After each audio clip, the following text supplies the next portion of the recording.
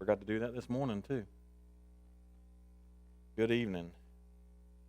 Well, I was going to tell a joke. Chuck's not here. Oh, there he is. I was going to tell a joke, but Chuck took it all this morning, so with his joke, so I'm not going to do that. His was good. I'll tell you what. All right. Well, my thing's kind of messing up. Follow with me. This one I use technology, right? Oh, there we go.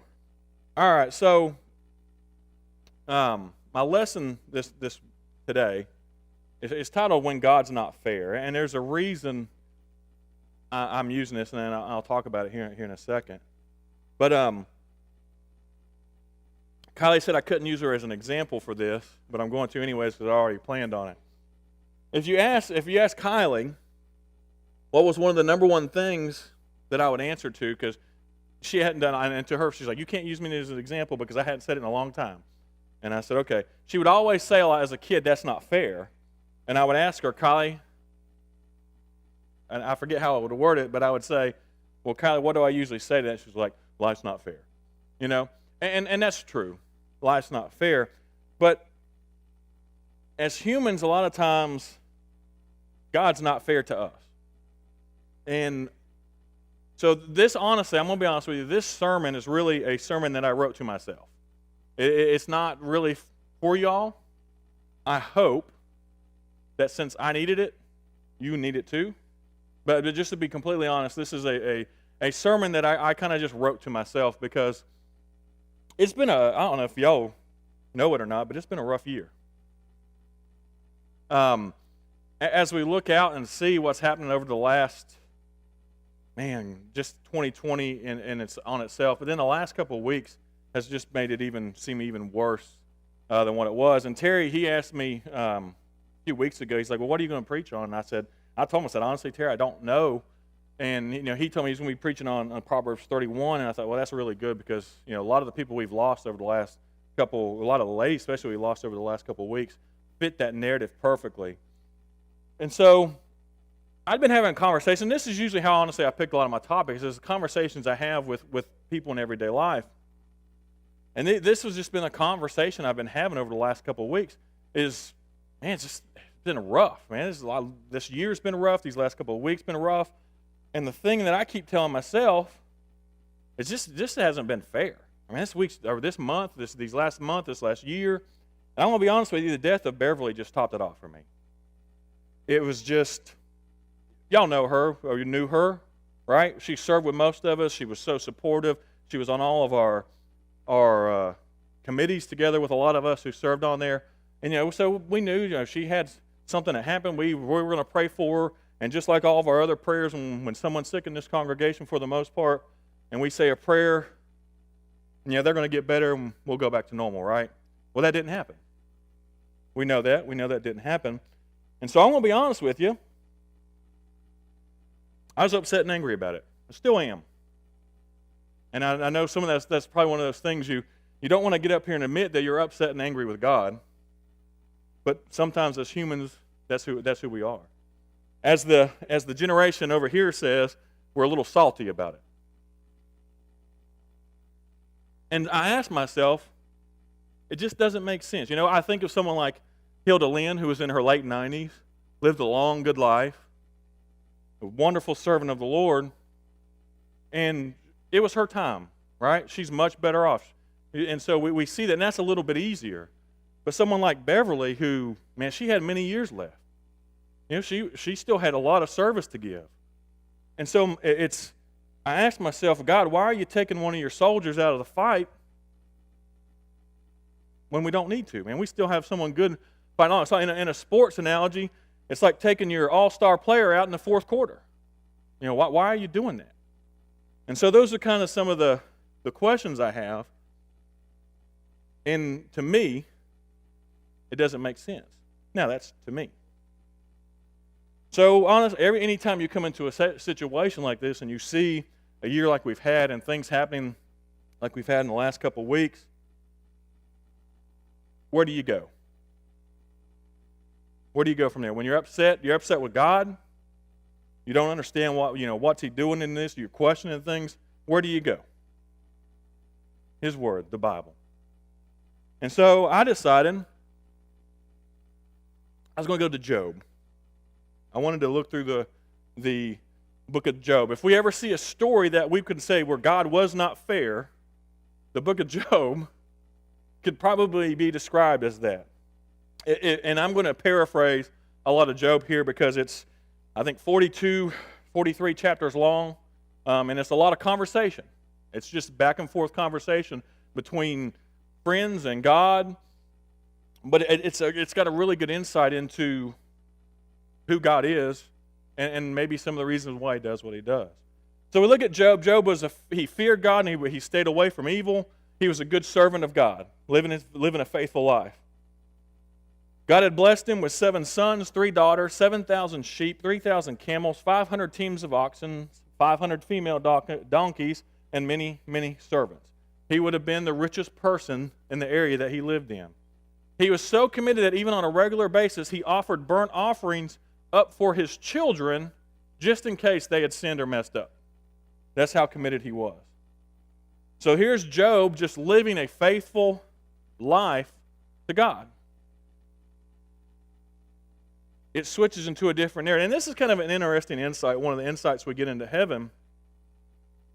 Apparently, for some reason, the Bible doesn't describe why this is so, but it says the sons of God, or some versions say the heavenly court, presented themselves to God in heaven, and Satan comes along with them. And so I don't know if the angels still have to give a report to God. I don't know how this works, but anyway, something like that happens. And Satan comes along. And he asks Satan what he's been up to, and Satan says, well, I've been roaming the earth from corner to corner. And God brings up Job to Satan, brags to him, says, have you seen my servant Job? He's faithful. And Satan's like, yeah, if I had someone protecting me and blessing me so much, they'd be faithful too. He says, why don't you take that away, and I bet you he'll curse you to your face. God says, okay. Do what you want with everything he has, but don't touch him. Let's just think about that for a second. Job is doing what he should be doing. And because of a conversation between God and Satan, almost a bet, God lets Satan punish Job. And you think about that. There's no fairness in that. I mean, you think about it. So God's doing something or allowing something to happen that makes no sense to us whatsoever. So Job's tested. One day, Job comes along. Doesn't give it a detail into what he's doing, but in a very short time, a messenger comes to Job. He says, your oxen were plowing with the donkeys feeding beside them. When the Sabeans raided us, they stole all the animals and killed all the farmhands. I'm the only one who escaped to tell you. Okay, that's a bad day, but you know what? We can replace oxen. I hate that I lost some of my people, but we'll recover. Well, while he was still talking about that, another messenger comes. It says, the fire of God has fallen from heaven and burned up your sheep and all the shepherds. I am the only one who escaped to tell you. And then a third messenger comes along. 3 bands of, I think that's Chaldean raiders, have stolen your camels and killed your servants. I am the only one who escaped to tell you. So at this point, he's lost his entire livelihood. Everything he uses to survive and make money and to provide for all of his servants and his family, it's all been wiped out in a matter of a very short period of time. So then the fourth messenger comes and says, your sons and daughters were feasting in the oldest brother's home. Suddenly a powerful wind swept up in from the wilderness, hit the house on all sides. The house collapsed, and all your children are dead. I am the only one who has escaped to tell you. So at this point, in one very short period of time, we don't know exactly how long, but in the same day, it would appear, he lost everything he had except for 4 servants that we know of and his wife. What would you do?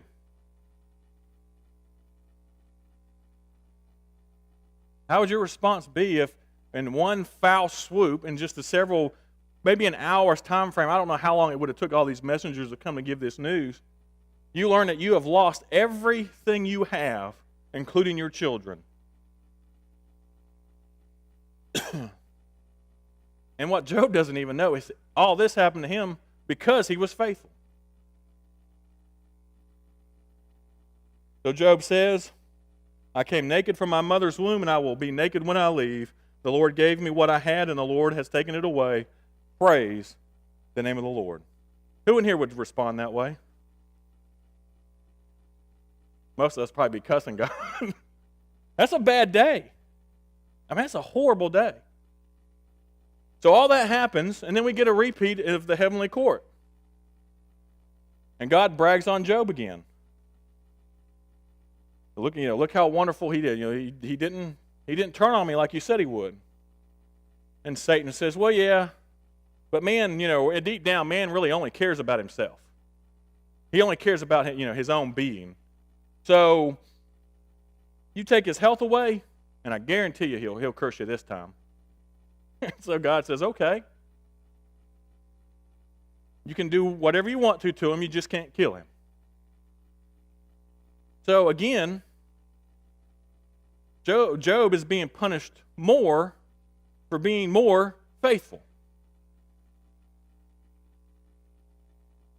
The devil covers Job with boils from head to toe.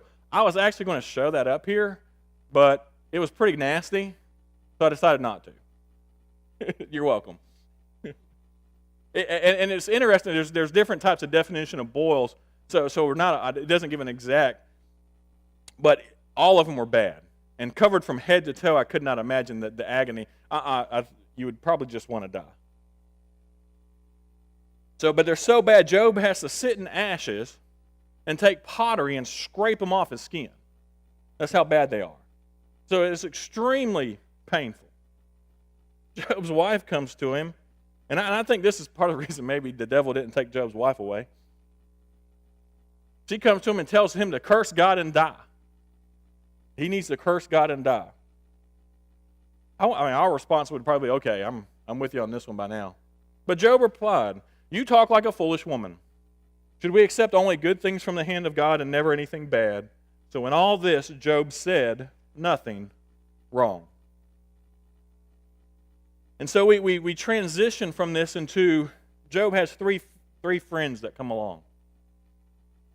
To give you an idea how bad Job looked, when they saw him, they wailed loudly, ripped their clothes off, and threw dirt on themselves. Have you ever seen someone who looked so bad that it made you want to wail and rip your clothes and throw dirt on yourself?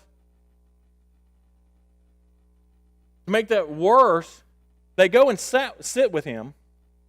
They sit with him for 7 days without saying a word. I was going to make a joke there about men and women, but I won't.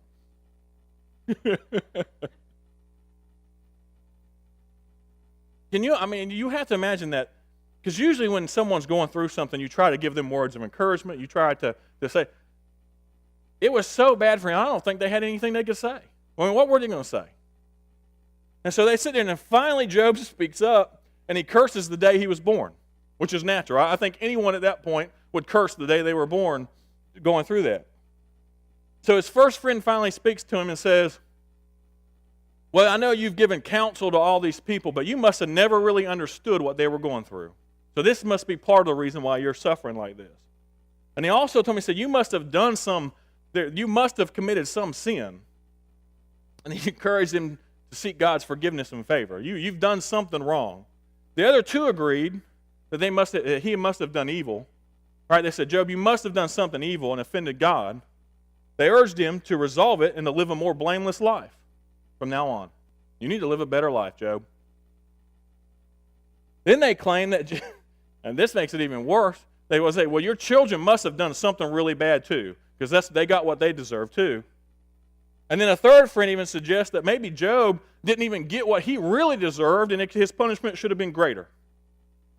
Let me ask you, how upset would you be if you, or who in here, let me put it this way, who in here has been accused of doing something they didn't do? How does it make you feel? Angry, right? Upset. That's one of the things. I can't stand it if someone accuses me of something. So here he is, sitting in this ash in boils, just in agonizing pain. His friends come along, offer no help at all, and basically say, well, you must have been doing something wrong. Your children was probably doing something wrong, and you probably didn't even get the punishment you deserved. So he insists that he did not do anything. He's lived a blameless life. He says none of this makes any sense. And then he starts to say, how can anyone please God? He starts to question God. How can anyone please God? So Job's friends were offended because they like, Job, you're not being honest. You're lying to us. And this goes back and forth 8 times. Excuse me. There's 8 different back and forths of Job saying he didn't do it, his friends saying, well, you must have done something wrong. His friends and Job defending himself, and then his friends again. And then finally Job starts to question, why are the wicked not punished? And we do this, right? Something bad happens to good people we see. It's like, well, why does God allow all these wicked people out here to run around and nothing bad happens to them? God seems to ignore all their wrongs. And so he starts to question God even more. Then Job gives his 9th response, defending himself, and he gives a final speech in the conversation. He says he hadn't done anything wrong. He speaks about the wisdom and not having wisdom and understanding, his former blessings, the anguish he's going through. Excuse me. And then he gives a final protest of innocence and says, I did not do anything wrong. So this exchange goes on. There's another friend who's off to the side. You know how sometimes people interject and do that. And finally, I'm guessing eventually God had enough of it. So God speaks. And I'll be honest, I usually wouldn't read this much scripture, but I'm going to read all 38 because I want you to see what God talks about here. And you can follow along if you want to, but I'm going to have it up here as well because I want you to see what God is saying here to Job when God finally speaks. And I like the introduction when God starts speaking. Job 38. Then the Lord answered Job with the whirlwind, from a whirlwind. Who is this that questions my wisdom with such ignorant words? I'm using the New Living Translation because I like the way that it words this and puts it in a little bit of a simpler form. But basically, he's calling Job ignorant. He says, brace yourself like a man. He's saying, man up, because I have some questions for you, and you must answer them. Not can you answer them, you must answer them. Look, I'm coming down. Let's see what you have. And so he goes and starts in verse 4. Where were you when I laid the foundations of the earth? Tell me if you know so much. Who determined its dimensions and stretched out the surveying line? What supports its foundation, and who laid its cornerstone as the morning stars sang together and all the angels shouted for joy? Who kept the sea inside its boundaries as it burst from the womb? And as I clothed it with clouds and wrapped it in thick darkness, for I locked it behind barred gates limiting its shores, I said, this far no further will you come. Here your proud waves must stop. Have you ever commanded the morning to appear and caused the dawn to rise in the east? Have you made daylight spread to the ends of the earth to bring an end to the night's wickedness? As the light approaches the earth, takes shape like a clay pressed beneath a seal, it is robed in brilliant colors. The light disturbs the wicked and stops the arm that is raised in violence. Have you explored the springs from which the seas come? Have you explored the depths? Do you know where the gates of death are located? Have you seen the gates of utter gloom? Do you realize the extent of the earth? Tell me about it if you know. Where does light come from? Where does the darkness go? Can you take each to its home? Do you know how to get there? Now pay attention to this verse. But of course you know all this, for you were born before it was all created, and you are so very experienced. I'm going to stop here. You think about this, right? This starts off, Job is doing what he's supposed to do. He is one of the most faithful servants of God that he brags about, that God brags about. He is punished for being faithful to prove a point. He questions God, which any of us would do. And when he questions God, God questions him in the middle of questioning him, mocks him. Says, of course you were here, right? You're here. You saw me build the earth. You know all the answers. So then he continues on. Have you visited the storehouse of the snow or seen the storehouses of hail? I reserved them as weapons for the time of trouble, for the day of battle and war. Where is the path to the source of light? Where is the home of the east wind? Who created a channel for the torrents of rain? Who laid out the path for the lightning? Who makes the rain fall on barren land, in a desert where no one lives? Who sends rain to satisfy the parched ground and make the tender grass spring up? Does the rain have a father? Who gives birth to the dew? Who is the mother of the ice? Who gives birth to the frost from the heavens? For the water turns to ice, hard as rock, and the surface of the water freezes. Can you direct the movement of the stars, binding the cluster of Pleiades, or losing the cords of Orion? Can you direct the constellations through the seasons, or guide the bear with her cubs across the heavens? Do you know the laws of the universe? Can you use them to regulate the earth? Can you shout to the clouds and make it rain? Can you make lightning appear and cause it to strike as you direct? Who gives intuition to the heart and instinct to the mind? Who is wise enough to count all the clouds?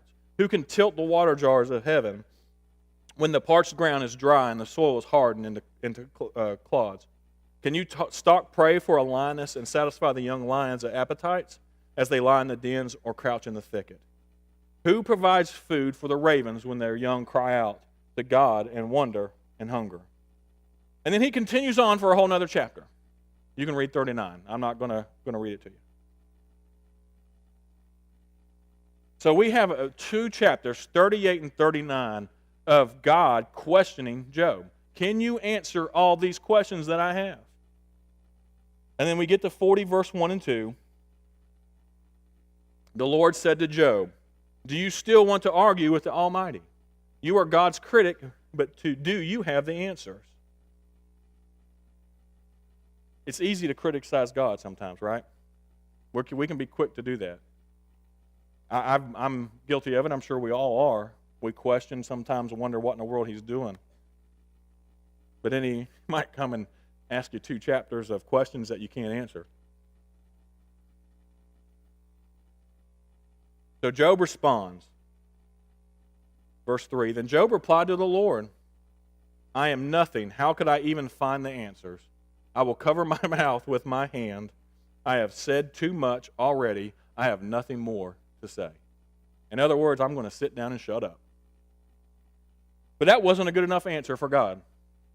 He goes on for 2 more chapters, questioning Job. You can read those. I'm not going to read them to you. But I would highly recommend go through and read 38, 39, 40, and 41, and 42, and all the way through the end of the chapter. For 2 more chapters, he continues to basically ask him, who are you, Job? To question anything I do. If I want to use you as an example, I can use you as an example. So we get to, he goes on for 40 and 41, asking the questions again. This time, Job responds again. Verses 1 through 6 of 42. I know that you can do anything, and no one can stop you. You asked, who is this that questions my wisdom with such ignorance? It is I. I was talking about things I knew nothing about, things far too wonderful for me. You said, listen and I will speak. I have some questions for you, and you must answer them. I had only heard about you before, but now I have seen you with my eyes. I take back everything I said, and I sit in the dust and ashes to show my repentance.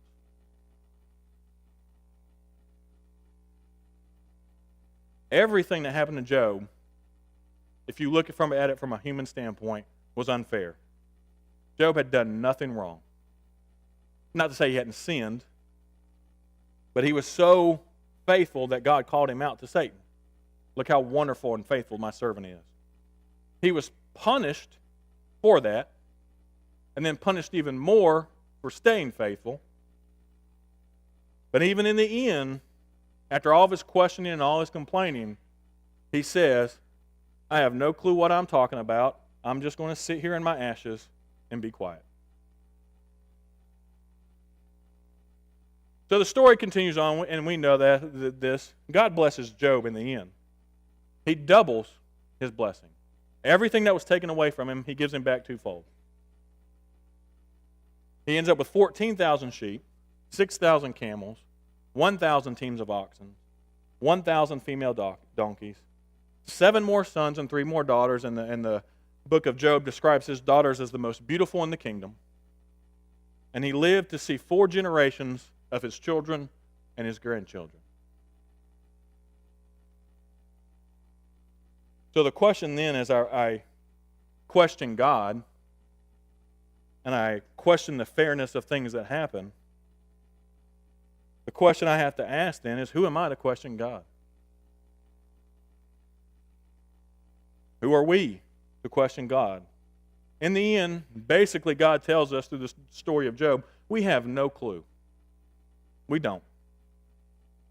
He has a plan and a purpose for everything, and we can't begin to understand it. We can try, we can read his Bible, but in the end, we're going to fall short of understanding God and who he is and his plan. There's a reason he allows things to happen. Sometimes we can't see it. Sometimes we see it before we leave it. Sometimes you can look back and you can see, well, man, I see why this happened in my life. But other times, you can't. And so all it boils down to is having faith. We have to have faith. We have to have faith in God even though we're not going to understand what he does all the time or what he allows to have happen in our lives all the time. We have to have faith in Jesus and in God that he is going to do what is best for us, even if sometimes it may hurt us. And we have to maybe even realize the fact that we may even be punished or go through hard times. I'm going to say punished. We may go through hard times or even harder times because we're faithful.